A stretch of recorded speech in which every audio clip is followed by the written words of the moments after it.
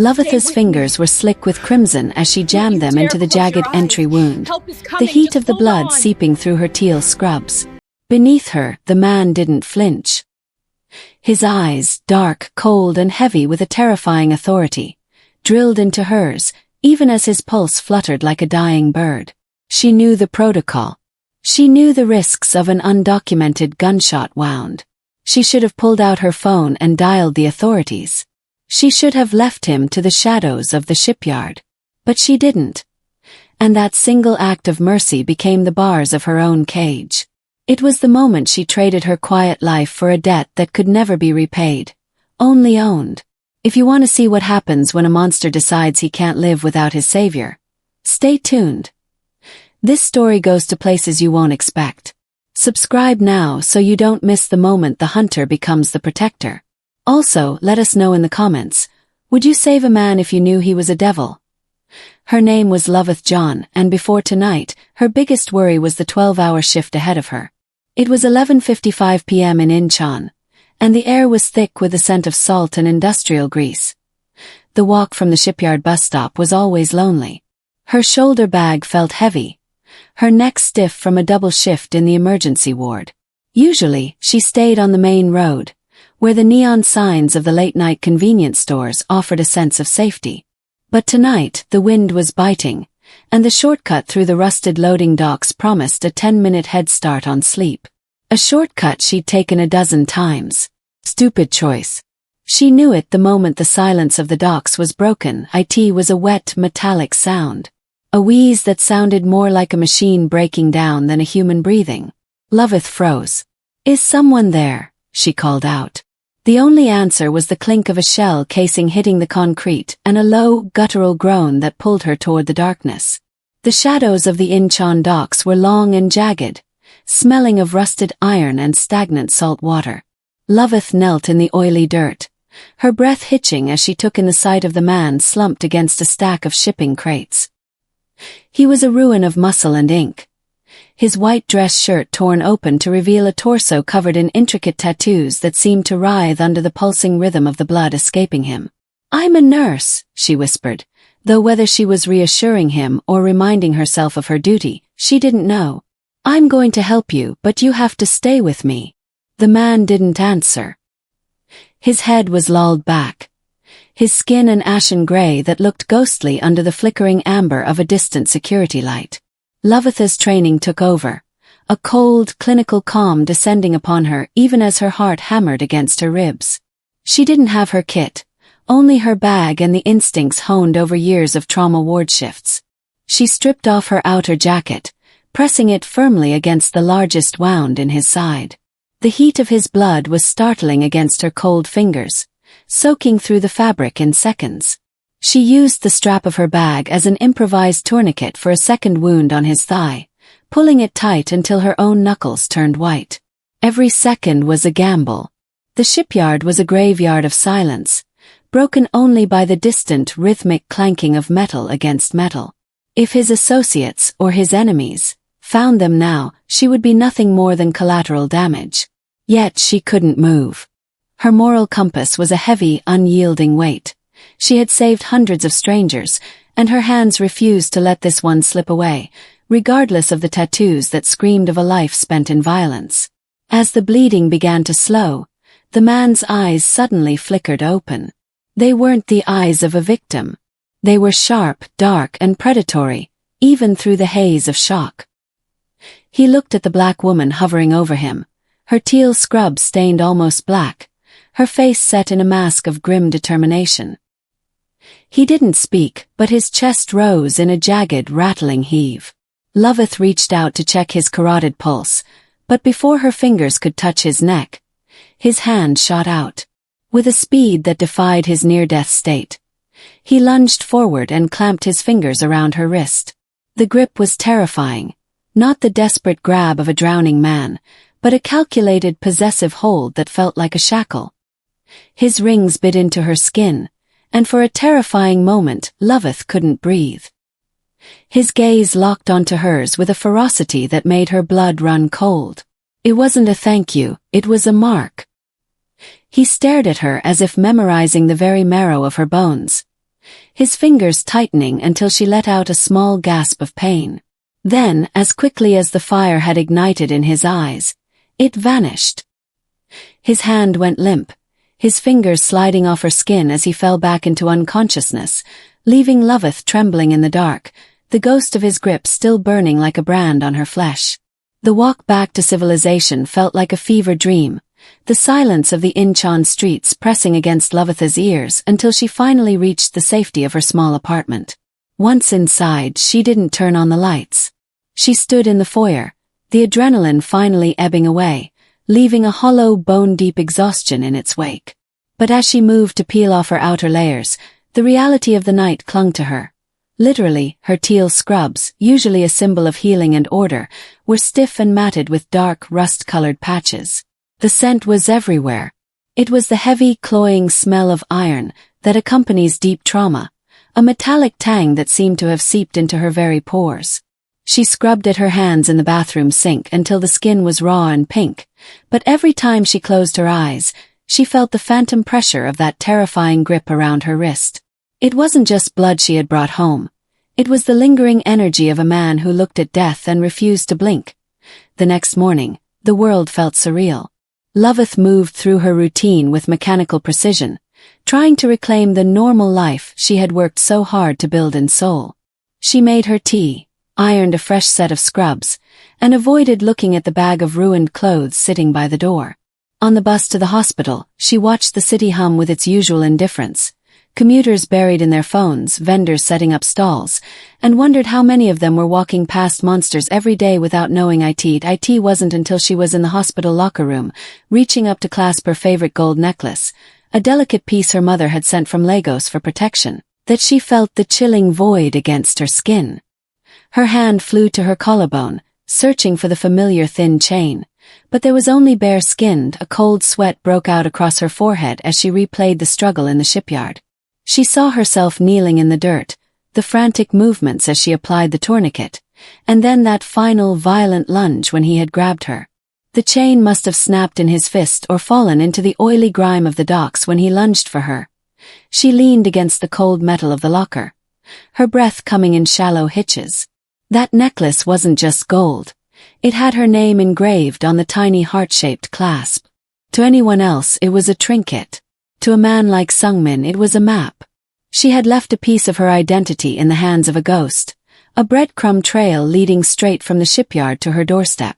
The smell of iron returned then, sharper than before, and Loveth realized with a sinking heart that the normal life she was trying to protect had already begun to bleed away. The hospital usually felt like a sanctuary of predictable chaos, but when Loveth arrived for her morning shift, the atmosphere had shifted into something unrecognizable.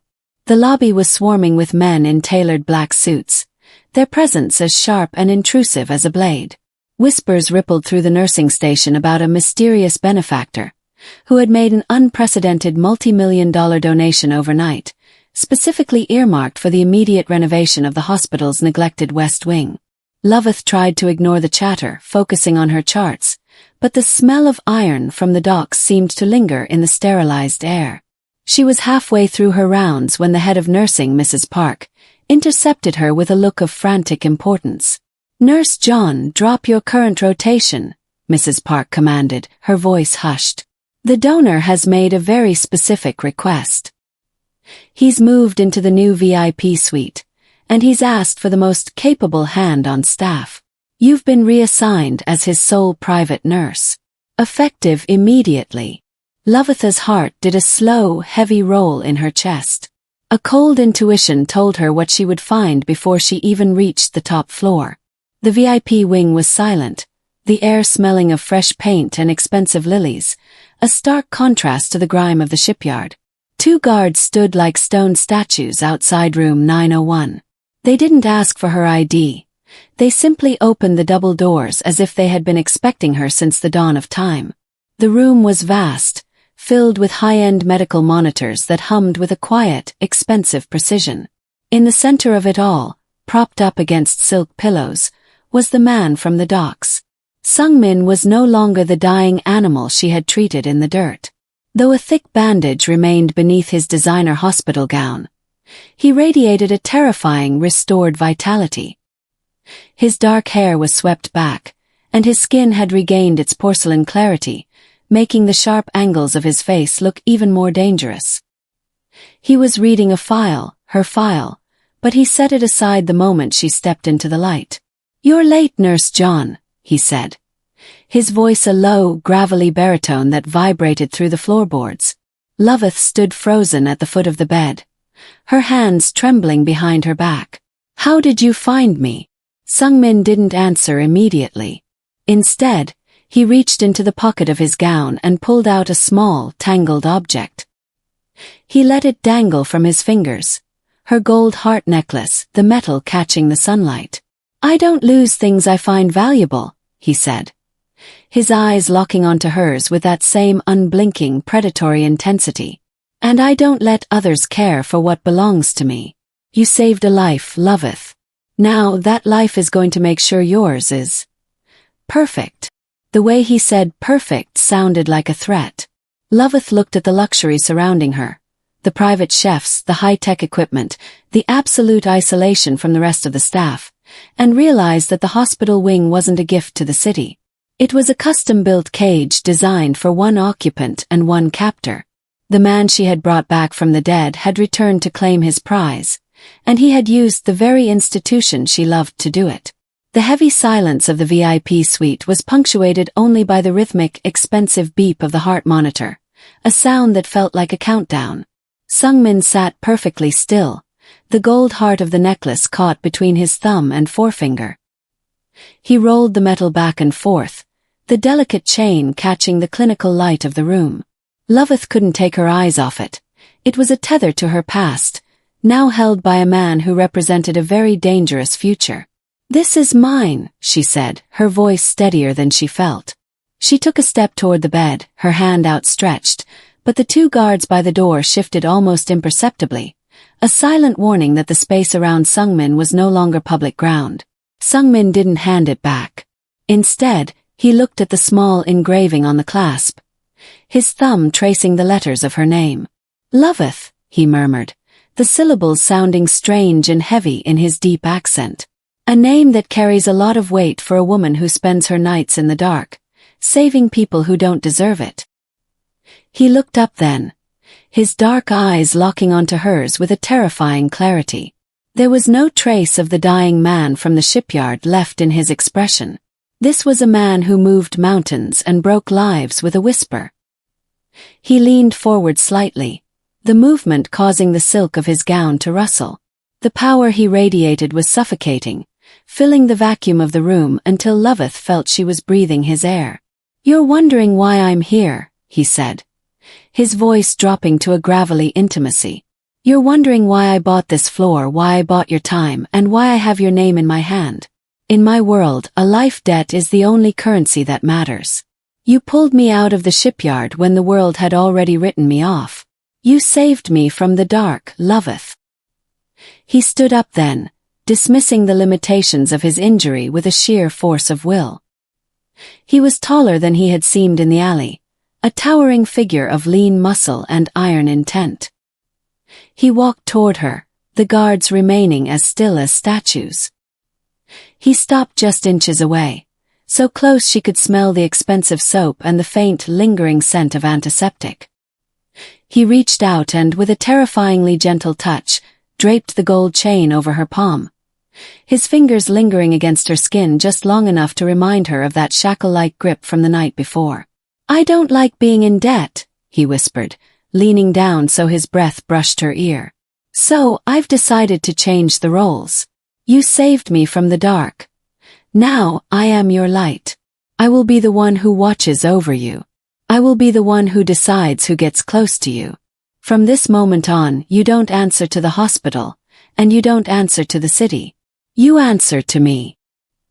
He stepped back, a cold, satisfied smile touching his lips as he watched the realization dawn in her eyes. Loveth looked down at the necklace in her hand. It felt heavier than it ever had before, no longer a charm of protection, but a link in a chain she hadn't realized was being forged the moment she chose that shortcut. The following days were marked by a silence that felt increasingly engineered. Loveth arrived at the hospital expecting the usual boisterous greeting from her colleague and closest friend, Sarah, but the locker room was strangely quiet. When she inquired at the desk, the head nurse didn't look up from her paperwork. Sarah had been abruptly transferred to a suburban clinic 2 hours away, effective immediately, citing a personnel restructuring that no one had heard of until that morning. Loveth felt a cold prickle of unease, but she pushed it aside, trying to maintain her focus. However, the disappearances didn't stop with Sarah. Mark, a young resident who had been tentatively flirting with her for weeks and had finally asked her out for coffee, simply stopped showing up for his shifts. When Loveth finally cornered a mutual acquaintance, she was told that Mark had suddenly decided to pursue a fellowship in Singapore, a move he had never once mentioned. The social fabric of her life was unraveling, thread by thread. Her group chats went dead. Her weekend plans were cancelled by friends who suddenly had family emergencies or sudden overtime. Even her favorite barista at the corner shop, who always knew her order, had been replaced by a stern-faced man who didn't offer a single smile. It was as if a specialized storm was hovering specifically over her, blowing away anyone who stood too close. She tried to confront the reality of it during her evening shift in the VIP wing. Sungmin was sitting by the window, a book of poetry open on his lap, looking every bit the refined gentleman. The room was a sanctuary of peace, yet to Loveth, it felt like the center of a spiderweb. "You look tired, Loveth," he said, his voice smooth and devoid of any malice. "Perhaps you're realizing that the world outside is unreliable. People come and go. They are fickle." "What did you do to them?" she asked, her voice trembling with suppressed rage. "My friends, my co-workers. They didn't just decide to leave all at once." Sungmin closed his book, the soft thud echoing in the quiet room. He looked at her with a calm, terrifyingly patient expression. "I am simply clearing the weeds, Loveth. A garden cannot flourish if it is choked by unnecessary growth. You were distracted. You were pouring your energy into people who could never protect you, never value you the way I do." He stood up and walked toward her, his movements now fluid and strong. He stopped just outside her personal space, but his presence was a physical weight. "I am pruning your life like a bonsai tree. It might hurt at first, the cutting away of old branches, but eventually, you will see the beauty in the shape that remains. You don't need 100 shallow connections when you have one deep, unbreakable bond." The realization hit her then, sharper than any surgical blade. He wasn't just protecting her. He was erasing her world until he was the only thing left standing in it. He was making himself her entire universe, not by winning her over, but by making sure there was no one else left to turn to. As she looked into his dark, unblinking eyes, Loveth realized she wasn't just his nurse anymore. She was becoming his masterpiece, and he was far from finished with the shears. The clinical walls of the hospital, once a place of purpose, now felt like a shrinking box. Loveth moved through the VIP wing with a heavy heart, acutely aware that the weeds of her life had been cleared so thoroughly that she was now standing in an empty field with only one landmark: Sungmin. Every time she passed a nurse she used to joke with, they averted their eyes, fearful of the black-suited shadows that followed her every move. She entered the suite to find Sungmin standing by the window, dressed not in a hospital gown, but in a charcoal gray silk shirt that draped perfectly over his broad shoulders. He looked entirely restored, a testament to her skill and his own terrifying resilience. He turned to her with a smile that didn't reach his eyes, a smile that was more of a calculation. "You've done an exceptional job, Loveth," he said, his voice resonant in the quiet room. "The doctors say I am fit for discharge. But a gunshot wound to the abdomen is a treacherous thing. Complications can arise in an instant. Internal scarring, infections, sudden hemorrhaging." Loveth tightened her grip on her clipboard. "You have the best medical team in Seoul at your disposal, Mr. Sungmin. You'll be fine." "I don't trust teams," he countered, stepping closer. "I trust the hands that held my life together in the dirt. Which is why I've arranged a promotion for you. You are being appointed as my lead medical conservator. It's a full-time residential position. You will live at my estate, oversee my recovery, and ensure that no complications ever reach me. Loveth felt the air leave her lungs. Residential. I have an apartment. I have a life here. You have an empty apartment, he corrected gently, though the underlying threat was as sharp as a razor. And as for your life, it's already here, isn't it? You have no shifts left on the general floor. Your friends have moved on. The hospital board has already been compensated for the loss of your services. In fact, they were quite eager to see you advance in your career. He walked to the bedside table and picked up a heavy, embossed folder. He held it out to her, but it didn't feel like a job offer. It felt like a sentence. The salary is 10 times what you make here. Your family in Nigeria will never have to worry about a bill again. All you have to do is stay by my side. Loveth looked at the door, then back at him. She realized that the velvet trap was closing. He had dismantled her world so he could offer her a new one where he was the only inhabitant. It was a promotion in name but a kidnapping in practice. And if I say no, she whispered. Sungmin's expression didn't change, but his eyes grew dark, reflecting the cold, unyielding power of the man she had saved. I've invested a great deal in your future, Loveth. It would be a tragedy to see that investment go to waste. Besides, he leaned in, his voice a low, possessive hum, the dark shipyard is a dangerous place for a woman alone. You're much safer in my light. He pressed the folder into her hands, his fingers brushing hers with that familiar branding heat. Loveth looked down at the contract, knowing that if she signed it, she wasn't just accepting a job. She was moving into the heart of the monster's lair, where the walls were made of silk, but the locks were made of iron. The transition to the private estate was supposed to happen at dawn, but the violence arrived before the sun. The VIP wing was bathed in the eerie blue-tinted glow of the overnight monitors when the silence shattered. Loveth was checking Sungmin's vitals, her fingers light on his wrist, when the heavy double doors of the suite didn't just open. They were breached. A man dressed in the gray maintenance uniform of the hospital lunged forward, but he didn't carry a wrench. In his hand was a silenced pistol, the barrel pointed directly at the bed. Loveth froze, a horizontal line of fear paralyzing her spine. She had spent her life preserving breath, but in the presence of the cold steel, she forgot how to draw her own. Before she could scream, a blur of movement erupted from the bed. Sungmin, who moments ago had seemed a vulnerable patient, moved with a lethal, terrifying grace that defied his recent surgery. He didn't cower or reach for the panic button.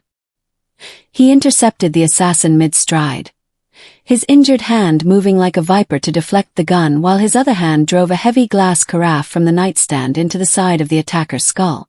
The sound was sickening, the wet thud of impact followed by the shattering of crystal. As the assassin fell, Sungmin didn't stop. He pinned the man to the floor, his knee driving into the intruder's chest with enough force to crack ribs. Loveth watched, horrified, as the refined gentleman she had been caring for vanished. In his place was a creature of pure, unadulterated malice. Sungmin didn't look for the guards. He didn't call for help.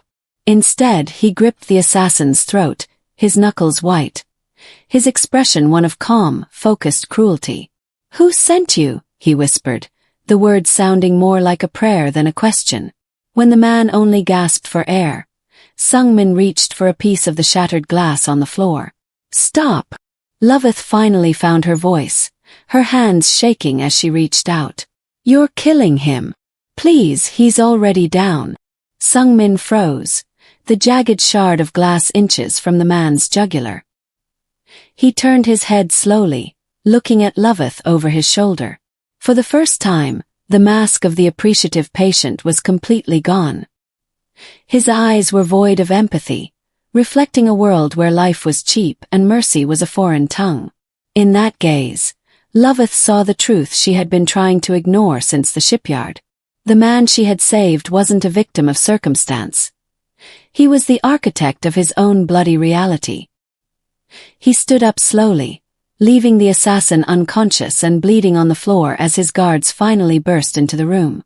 Sung-min wiped a spray of blood from his cheek with the back of his hand, looking down at his crimson-stained palms with a dark, satisfied recognition.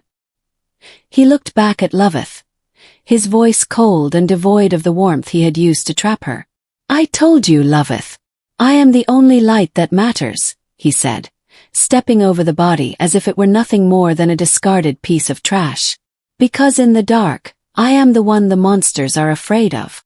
As the guards dragged the man away, Loveth stood in the center of the luxury suite, the smell of iron returning with a suffocating intensity. She realized then that she hadn't saved a man. She had unleashed a devil, and now she was the only thing left in his world that he considered worth keeping. The aftermath of the hospital attack left a lingering chill in the air of the estate, but the violence of the assassin was soon replaced by a more subtle, suffocating pressure. Loveth spent her days within the high walls of the compound.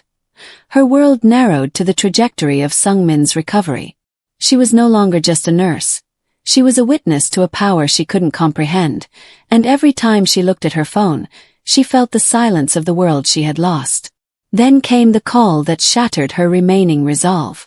Her younger brother's voice was distorted by thousands of miles and a frantic, breathless terror. There had been an accident back in Lagos.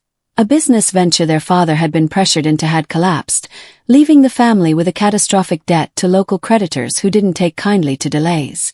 The sum was astronomical, a figure that Loveth, even with her sole salary, could never hope to cover in a lifetime. Loveth sat on the edge of her bed in the guest wing, the phone slipping from her numb fingers. She felt the weight of her family's lives pressing down on her shoulders, an ocean away. She was trapped in a luxury cage, and her family was being hunted in the streets she grew up on. The door to her room opened without a knock. Sung-min stood there, silhouetted by the hallway lights, looking more like a king than a patient. He didn't ask what was wrong. He walked to her, picking up the fallen phone and placing it on the nightstand with a gesture that was almost tender. "I heard," he said softly. "The world is a cruel place, Loveth. Preys on the vulnerable. It strikes at the people you love to get to you." "How did you?" she started, but the words died in her throat. She realized with a sickening clarity that the accident back home was too convenient, too perfectly timed to her own hesitation about staying with him. "Don't worry about the details," Sung-min interrupted, stepping into her personal space and lifting her chin so she had no choice but to look into his dark, steady eyes. "I've already handled it. The debt is paid. Your father is safe. Your brother's future is secured." He reached into his pocket and pulled out a legal document, bound in heavy blue paper. "In exchange, I've had my lawyers draft a formal life services contract. It's a legal formality, really. It simply ensures that your commitment to my medical care is permanent and exclusive. It's a small price for the safety of your blood, isn't it?" Loveth looked at the pen he held out to her. Felt like a weapon. He wasn't just paying a debt. He was buying her. He had created a storm just so he could be the only person with an umbrella. As she signed her name, her hand trembling against the heavy paper, she realized the great manipulation was complete. He hadn't used chains or locks to keep her. He had used her own heart against her, binding her to him legally and morally with a heroism that felt more like a death sentence. She was no longer just his nurse or his obsession. She was his property, signed, sealed, and delivered by her own hand. The golden pen felt like a lead weight in Loveth's hand as she looked at her signature on the contract. The transition from the estate's guest wing to the primary residence was seamless, handled by silent men who moved her few belongings with the efficiency of a funeral procession. The estate was a masterpiece of architecture, but to Loveth, every marble corridor and silk-lined wall was just a more expensive version of the shipyard alley where this nightmare had begun. She spent hours watching the sun crawl across the manicured gardens, realizing that every exit was guarded not just by men, but by the debt she now owed for her family's lives. She was trapped, but as she watched Sung-min move through the halls, she noticed something. He didn't just look at her. He searched for her. If she was out of his line of sight for more than an hour, His calm exterior fractured into a restless, dangerous energy. The monster who feared nothing was terrified of her absence. The realization sparked a desperate, cold fire in her chest. If she couldn't outrun him, she would have to outmaneuver him. She found him in the private library, staring at a bank of security monitors that showed every inch of the property. He looked up as she entered, his expression softening into that possessive warmth that always made her skin crawl. "You look troubled, Loveth," he said, standing to meet her. "Tell me what you need, and it's yours." "I need you to listen," she said, her voice dropping the softness of a nurse and taking on the iron of a woman who had nothing left to lose. She didn't flinch when he stepped into her space. Instead, she stepped closer, invading his. "You spent weeks pruning my life so that only you remained. You think you've bought my loyalty with that contract and my family's safety. But you've forgotten one thing." She reached up, her steady fingers, the ones that had pulled him back from the brink, brushing the lapel of his silk shirt. "I am a healer, Sungmin. I know exactly how much pressure a heart can take before it stops. And I know yours better than anyone." Sungmin's eyes darkened, his breath hitching. "Are you threatening me, Loveth?" "I'm negotiating," she countered. "You want me here. Fine. But the velvet trap ends today. No more shadows following me. No more isolating me from the world. If you want to keep me, you will let me live. You will let me work at the hospital. And you will let my family breathe without your hand on their throats." She felt his pulse thrumming beneath his skin, erratic and wild. For the first time, the power dynamic shifted. He wasn't the hunter. He was the one being held. "And if I refuse," he whispered. "Then you can keep the body," she said, her gaze unblinking. "But the woman who saved you, the one you're so obsessed with, she'll be gone. I'll be just another ghost in this house. And you'll spend every day wondering if the person next to you is waiting for the right moment to let you bleed out again." A long, suffocating silence filled the room. Sungmin looked at her, seeing for the first time that his obsession had created a person who was just as dangerous as he was. He reached out, his hand trembling slightly as he touched her cheek. He was a man who owned a city, yet he realized he was utterly at the mercy of the woman who knew his scars. "You've learned well," he murmured, a trace of genuine fear, and a new, darker respect flickering in his eyes. "Very well, Loveth. We will play by your rules. For now." Loveth stepped back, the smell of iron finally fading. She wasn't free, but she was no longer a victim. She had become the only thing a monster was afraid of losing, and in the shadow of his obsession, she had finally found her leverage. The gambit had begun.